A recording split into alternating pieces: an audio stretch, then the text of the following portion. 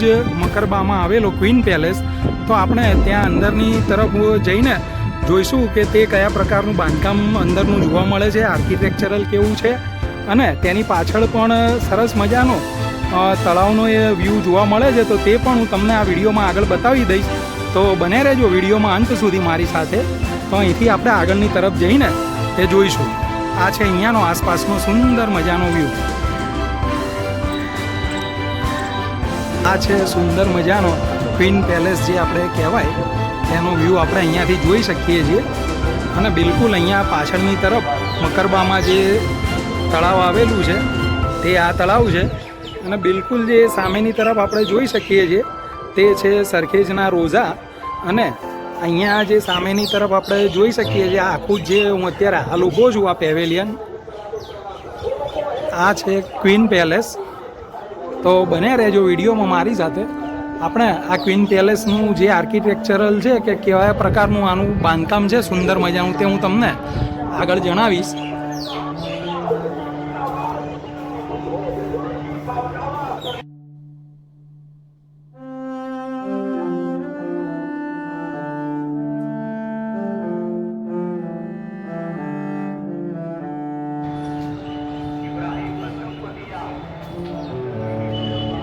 અહીંયા જે આપણે આ ઝરૂખો જે સામેની તરફ જોઈએ છે ત્યાંથી પણ આ તળાવનો જે વ્યૂ છે તે એકદમ સુંદર મજાનો આપણે અહીંયાથી જોઈ શકીએ છીએ.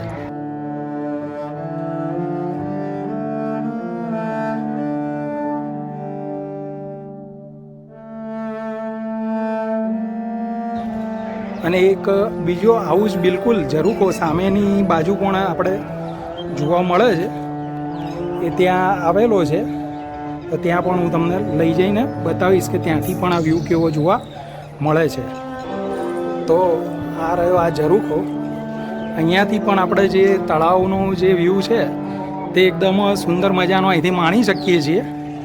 અને અહીંયા જે કાર્વિંગ કરેલું છે તે અત્યારે હાલ ઘણી ખરી હાલત તેની આપણે ખંડિત હાલતમાં જોઈ શકીએ છીએ, પરંતુ આટલા વર્ષો બાદ પણ તેની જે બચ્યો કૂચ્યો જે પણ હિસ્સો છે તે પણ આપણને સારી હાલતમાં તે ડિઝાઇન કરેલું જોવા મળી રહે છે.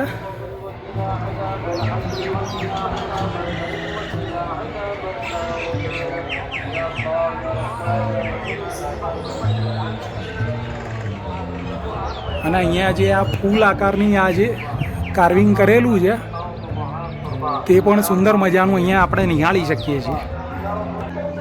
અને અહીંયા આપણે જે આ આગળની તરફ નીચેની તરફ જોઈ શકીએ છીએ સીડી, ત્યાં થઈને આપણે જે સામેની બાજુ જે તળાવ આવેલું છે ત્યાં તળાવ સુધી પહોંચી શકાય છે.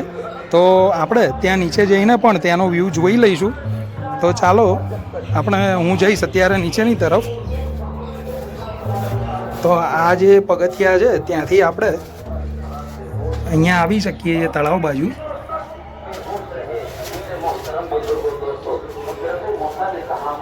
આ છે અહીંયાનું સુંદર મજાનું જે લેક વ્યૂ આપણે જોઈ શકીએ છીએ.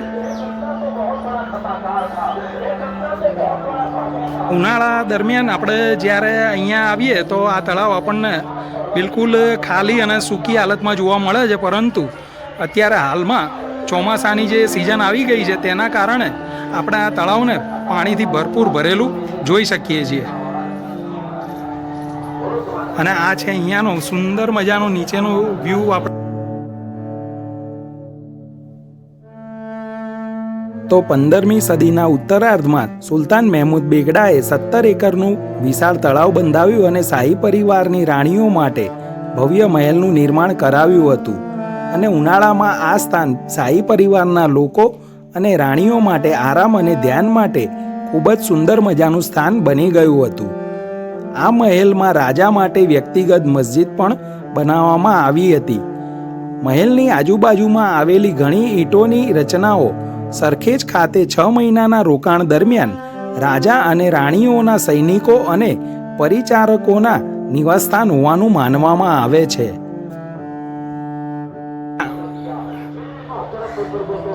હું હમણાં થોડી ક્ષણ પહેલાં ત્યાં હતો અને ત્યાંથી આપણે જે સામેની તરફ સીડી જોવા મળે છે ત્યાં થઈને નીચે આવ્યો છું.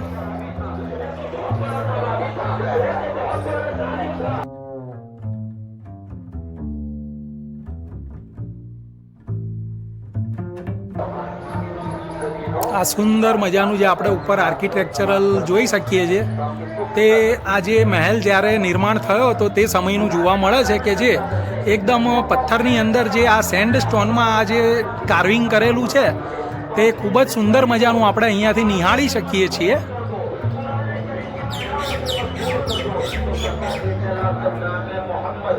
આ જે તમામ જે આ પથ્થરોથી આ જે મહેલનું જે બાંધકામ કરવામાં આવેલું છે તે સેન્ડ સ્ટોન એટલે કે રેતીના પથ્થરોમાં આ સુંદર મજાનું જે કાર્વિંગ કરીને આ મહેલને ઊભો કરવામાં આવેલો છે.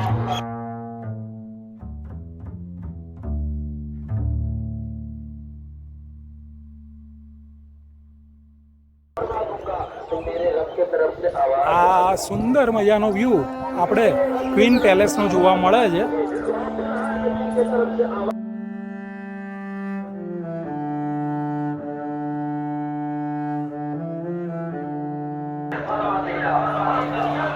અહીંયાથી આપણને સુંદર મજાનો જે આ કમાન આકારનો જે આપણે દરવાજા જેવું જોઈ શકીએ છીએ ત્યાંથી જે તળાવનો જે વ્યૂ છે ને તે એકદમ મસ્ત છે. અને અહીંયા પિલ્લર્સ પણ આપણે જોઈ શકીએ કે જેના પર ઘણા બધા પિલ્લરો આપણે જોઈ શકીએ છીએ કે આ પિલ્લરોની ઉપર આખો મહેલ ઊભો કરવામાં આવેલો છે. અહીંયાથી પણ આપણે જોઈ શકીએ છીએ કે તળાવનો જે વ્યૂ છે એકદમ અચરજ, આપણી બે આંખોને અચરજ પમાડે તેવો લાગે છે.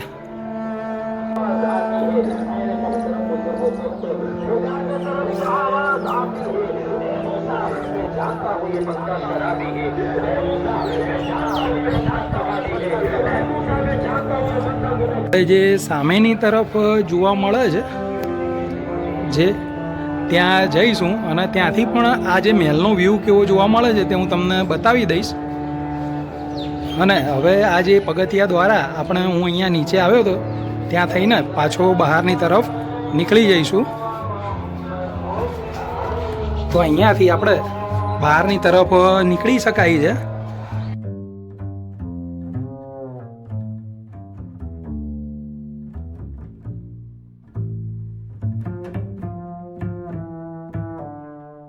તો આ જે આપણે હું અત્યારે હાલ જે સામે હમણાં ક્વીન પેલેસ જે આપણે આ જોવા મળે છે ત્યાં હતો અને ત્યાંથી મેં કહ્યું હતું તે પ્રમાણે આ બાજુ પણ આ જે પેલેસ છે તેનો એક બીજો ભાગ અહીંયા આપણને જોવા મળે છે.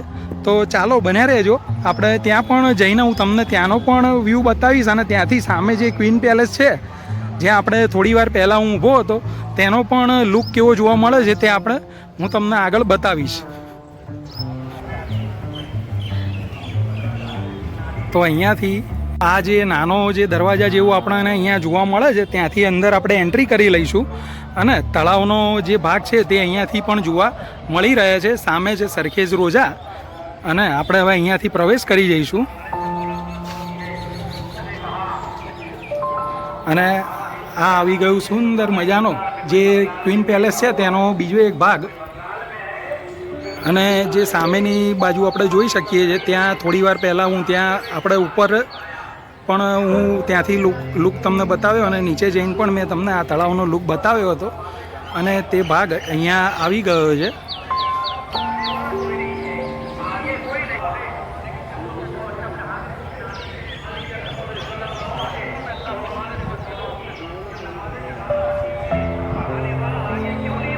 તો આ પણ એક જે ક્વીન પેલેસ જે સામે આપણે જોયો તેનો જે એક ભાગ અહીંયા પણ આપણને જોવા મળે છે કે અહીંયા પણ સુંદર મજાના જે કમાન આકારના ગેટ આપણે જોઈ શકીએ છીએ.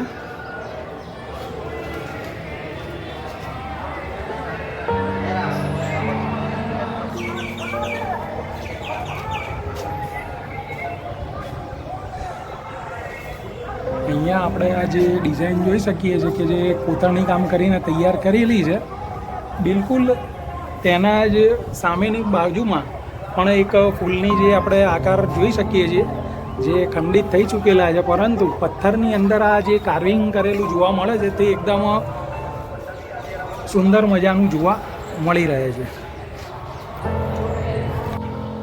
આ જે સામેની તરફ આપણે જોઈ શકીએ છીએ ત્યાં જે જોવા મળે છે તે જ ક્વીન પેલેસ હતો અને આ તેનો જ બીજો એક ભાગ છે.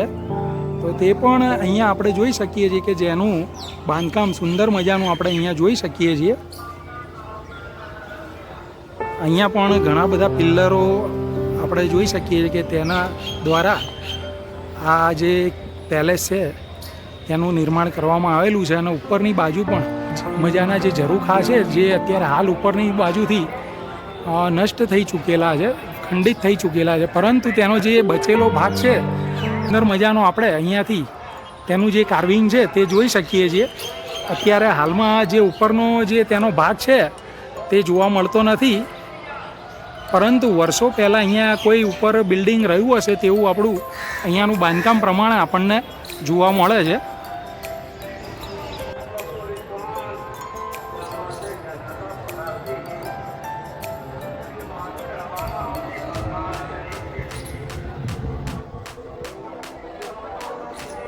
તો આજના વિડીયોમાં બસ આટલું જ. અને જો તમને મારો આજનો વિડીયો પસંદ આવ્યો હોય તો લાઇક, શેર અને સબસ્ક્રાઈબ જરૂરથી કરજો.